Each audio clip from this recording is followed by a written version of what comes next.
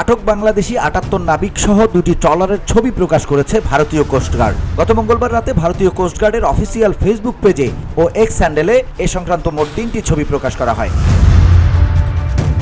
সামাজিক যোগাযোগ মাধ্যম ফেসবুকের ইন্ডিয়ান কোস্টগার্ড পেজের এক পোস্টে উল্লেখ করা হয়, ভারতীয় সমুদ্র সীমায় মৎস্য আহরণের অভিযোগে এক অভিযানে ট্রলার দুটি সহ ৭৮ নাবিককে আটক করা হয়েছে। নাবিক সহ ট্রলার দুটি প্যারাদ্বীপের কাছে নেওয়া হয়েছে। ভারতীয় কোস্টগার্ডের ফেসবুক পোস্টের ছবিতে দেখা যায়, আটক ট্রলারের নাবিকরা নৌযানের ডেকের ওপর হাত মাথার পেছনে রেখে হাঁটু গেড়ে বসে আছেন।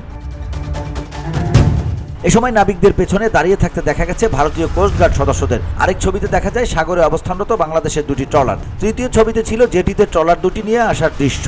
জাহাজ দুটির মালিকপক্ষ সামুদ্রিক মৎস্য অধিদপ্তরে বিষয়টি লিখিতভাবে জানিয়েছে। তারা জানান, এফবি লায়লা ২ ফিশিং জাহাজটির মালিক চট্টগ্রামের সিদ্দিকুর রহমান। তাদের অপারেশন কোম্পানির নাম এসআর ফিশিং। এমভি মেঘনা ৫ ফিশিং জাহাজের মালিক এম.এ. ওয়াহেদ। অপারেশন কোম্পানির নাম সি&এ অ্যাগ্রো লিমিটেড।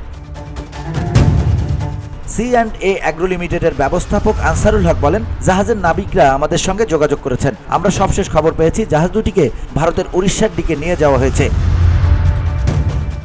এমভি মেঘনা ৫-এ নাবিক সহ ৩৭ জন ও এফবি লায়লা ২-এ ৪২ জন জেলে ছিলেন। তবে কী কারণে ট্রলারগুলো নিয়ে যাওয়া হয়েছে বা কেন তাদের ধরে নিয়ে যাওয়া হয়েছে তা তারা নিশ্চিত হতে পারেননি।